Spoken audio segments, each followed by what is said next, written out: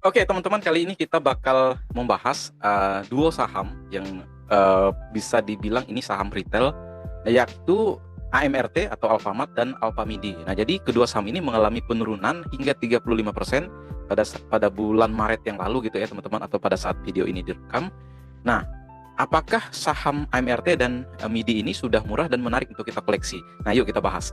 Jadi, teman-teman, kedua saham ini, yaitu AMRT, Alfamart, dan Alfamidi ini kompak turun 29 hingga 35% dalam sebulan terakhir gitu ya, teman-teman ya. Itu tagline-nya. Dan secara kinerja keuangan sebenarnya secara full year 2024 kedua emiten ini bisa dibilang mengalami perlambatan, bahkan mengalami penurunan laba bersih di induknya Alfamart yaitu Alfamidi. Nah, apakah keduanya sedang memasuki fase decline atau sunset ya?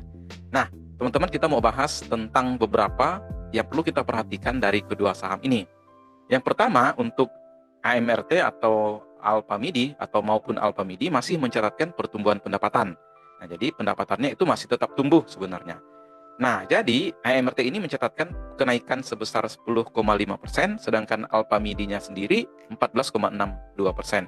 Nah, untuk laba kotor sebenarnya keduanya juga masih mencatatkan kenaikan. Misalnya AMRT naik 9,9% atau hampir 10%, sedangkan Alfamidi masih 16%. Nah, permasalahannya ada di biaya penjualan dan distribusi yang menekan laju laba usaha dari AMRT, sehingga turun 7,92%, sedangkan Alfamidi mengalami pertumbuhan atau penurunan 3,18%. Nah, yang kedua, kalau kita lihat dari trennya, tren pertumbuhan penjualan maupun bisa dibilang sudah tidak terlalu tinggi lagi dibanding yang sebelumnya. Nah, kalau di Stockbit, teman-teman, kita bisa lihat pakai persen gitu ya. Nah, ini. Jadi, kalau kita pakai Stockbit itu, kita pakai annual year-on-year growth-nya. Nah, gini dia, teman-teman. Jadi, kalau kita perhatikan, sebenarnya untuk pendapatan year-on-year-nya, nah, ini terlihat, teman-teman, kalau kita lihat, ini ya, ini mulai mengalami perlambatan. Jadi, tidak akan bisa dibilang tidak tumbuh ini, teman-teman. Nah, jadi gitu. Nah, kalau kita lihat sebenarnya trennya ini masih bisa tumbuh lebih tinggi. Nah, tetapi memang kalau kita lihat ya 10,5% dan 10 versus 34 gitu tadi ya, saya sudah tunjukkan datanya ke teman-teman. Nah, meskipun bisa dibilang posisi ini lebih lambat dari 22 yang bahkan bisa tumbuh 14,16%, 14% gitu ya. Nah, 14,2 yang kurang lebih kita bulatkan. Nah, meskipun begitu, secara historis sebenarnya AMRT ini beberapa kali mencatatkan perlambatan pertumbuhan penjualan, yakni di 2017 sampai 2019. Ketika itu suku bunga tinggi dan sama pada posisi saat ini. Berbeda pola, teman-teman. Untuk Alfamidi sendiri sebenarnya masih mencatatkan pertumbuhan yang cukup agresif. Nah, jadi kalau kita lihat, saya coba buka ya, teman-teman ya. Alfamidi. Oke, Alfamidi. Nah, untuk Alfamidi-nya sendiri, teman-teman ya, kalau kita perhatikan, oke, kita coba lihat di Alfamidi-nya. Nah, ini yang saya tunjukkan.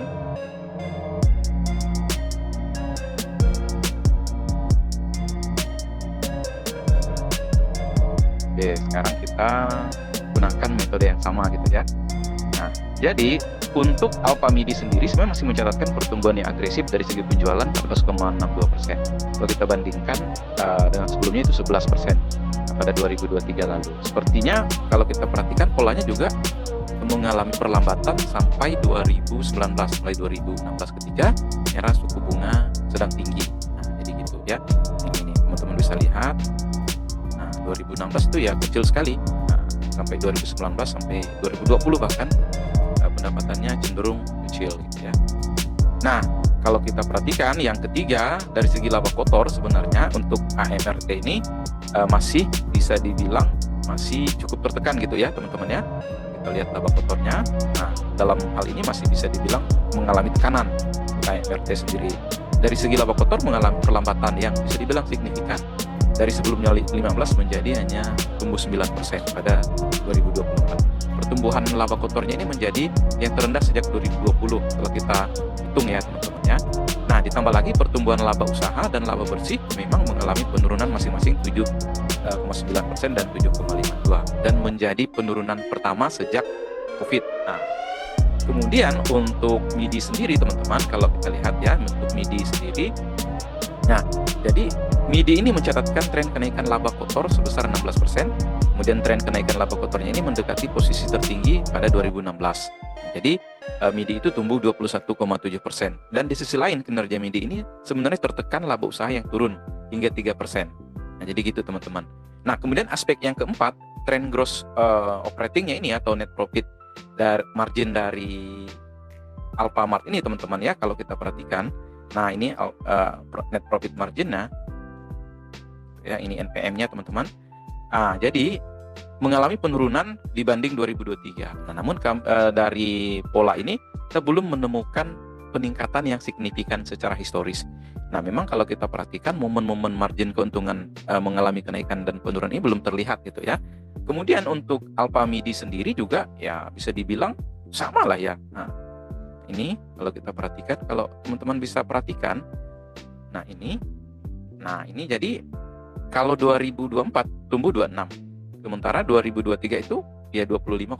Nah, jadi gitu teman-teman ya. Jadi tidak terlalu bagus sebenarnya. Jadi 25,9, dan untuk gross profitnya ini menjadi yang keempat berturut-turut gitu ya teman-teman ya, secara ini gross profitnya ya, mengalami peningkatan lah gitu ya. Jadi kurang lebih seperti itu. Nah dari data laporan keuangan ini sebenarnya apa yang terjadi dari kedua saham ini? Nah kita mau bahas tentang permasalahan bisnis keduanya teman-teman ya. Jadi kalau kita lihat dari informasi segmen bahwa kondisi AMRT ini dan MIDI tertekan dari penurunan tingkat margin keuntungan di kawasan Pulau Jawa dan Jabodetabek. Nah, seperti itu teman-teman. Jadi untuk penurunannya itu misalnya kalau kita perhatikan, bahkan kalau bisa kita lihat teman-teman ya, terjadi tren pertumbuhan penjualan ini, tren laba di segmen Jabodetabek juga turun sekitar 10% sepanjang 2024. Nah, untuk AMRT sendiri, laba segmen usaha di kawasan Jabodetabek itu turun hingga 9,5% menjadi 855 miliar. Nah, meskipun memang pendapatannya naik 5,9%. Nah, meskipun demikian, kontribusi terbesarnya itu adalah yang berasal di gerai non-Jawa, di Jawa non-Jabodetabek, yang masih mencatatkan pertumbuhan positif 6% menjadi 2,8 triliun. Meskipun memang sedikit melambat jadinya seperti itu. Nah, kalau kita bandingkan perlambatannya itu 6,29%. Nah, jadi gitu ya. Sebelumnya 6,31 pada periode yang sama gitu ya. Nah, sama seperti MIDI teman-teman ya. Untuk MIDI sendiri, kalau teman-teman perhatikan juga ya sama ya gitu ya. Jadi keduanya ini sama karena kan induk dan anak gitu ya. Nah, hal serupa juga terjadi di MIDI ya, kalau mencatatkan penurunan laba di kawasan Jawa itu ya, termasuk Jabodetabek, laba segmennya itu turun hingga 11%, hampir 12%, menjadi 400 miliar. Sedangkan kawasan Jawa itu turun hingga 15%, menjadi 106 miliar. Nah, meskipun memang pendapatan kedua segmen ini ya sama-sama naik di angka 8% dan 16%.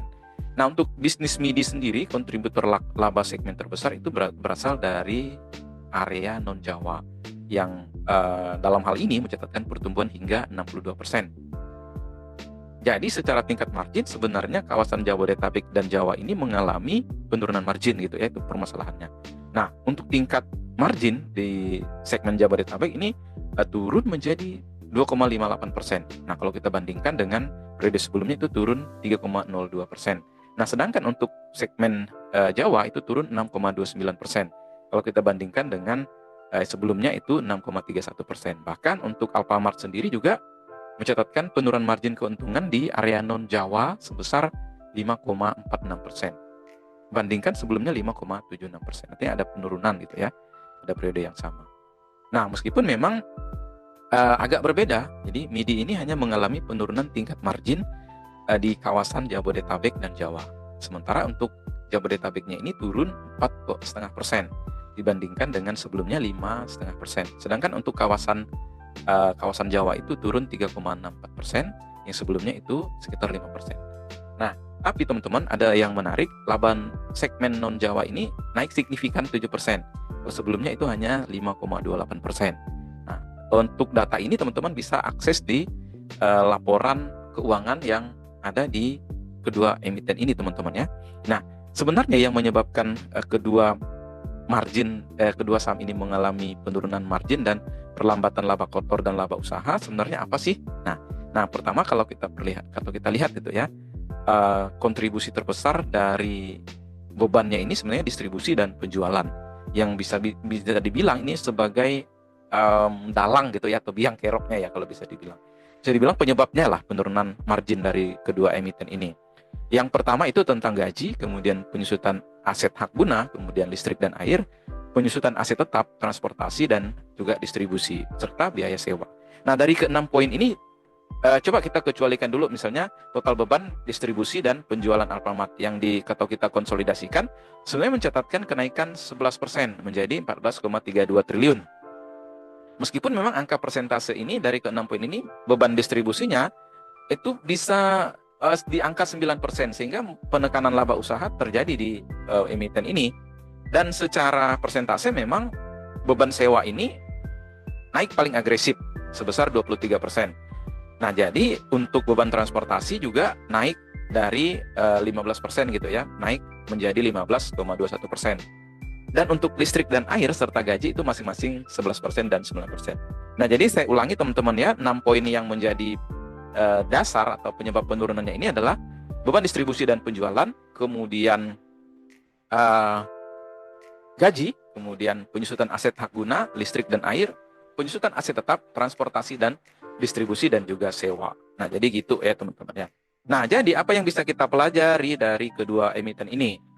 Nah, teman-teman, kalau kita simpulkan dari data laporan yang baru saja kita bahas, ini saya coba kembalikan dulu ke angka.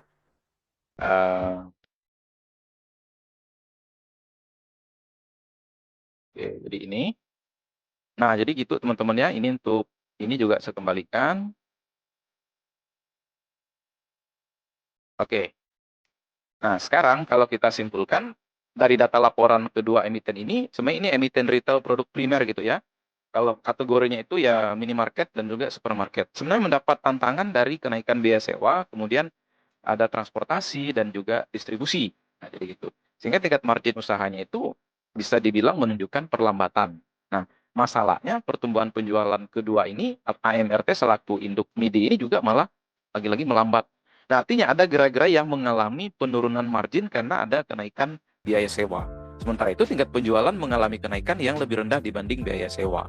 Nah, jadi saya pribadi menilai bahwa kondisi kedua emiten ini baru mencapai lampu kuning untuk diwaspadai. Nah, jadi kalau menurut saya teman-teman ya, yang holder ini atau yang baru mau beli bisa memantau perkembangan kinerja kedua emiten ini hingga kuartal kedua 2025 ini. Nah, jadi saya pribadi berekspektasi ada potensi terjadinya tekanan kinerja di kuartal pertama 2025 ini selaras dengan perlambatan makroekonomi. Nah, jadi untuk strategi yang kita lakukan dari kedua saham ini ya kita wait and see dulu ya kalau menurut saya pribadi.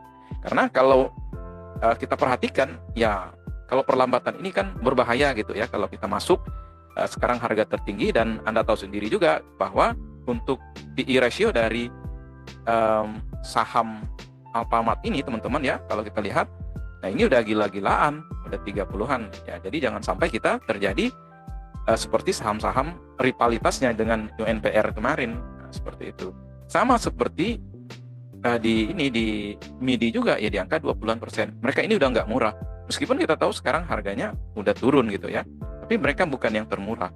Sementara untuk PBV juga ya sama, untuk PBV-nya ini trennya kalau kita lihat ya teman-teman ya, price book value-nya ya di rata-rata mencapai angka 3% gitu ya. Nah, ini untuk kedua ini. Teman-teman kalau mau pakai data di Stockbit nanti tinggal Punda Chart. Nah, nanti Punda Chart ini, nah ini. Jadi ini standar deviation band. Nah, ini untuk MIDI. Teman-teman bisa tambah stoknya di sini AMRT. Nah, oke. Nah, jadi ini untuk yang AMRT teman-teman juga sama. Nah, kita coba ambil yang MIDI AMRT dulu. Nah, AMRT ini secara rata-rata dalam 5 tahun misalnya, dalam 5 tahun itu di angka 7%. Sekarang ya di bottom lah gitu ya, di -2 gitu ya. Nah, ini di tengah-tengahnya, ini standar deviasi -1. Nah, ini. Nah, sedangkan untuk MIDI teman-teman ya, nah untuk MIDI sendiri dia standar deviasi -2, udah lewat -2 dan agak mantul sedikit. Nah, jadi seperti itu teman-teman ya. Jadi perlu wait and see dari kedua saham ini.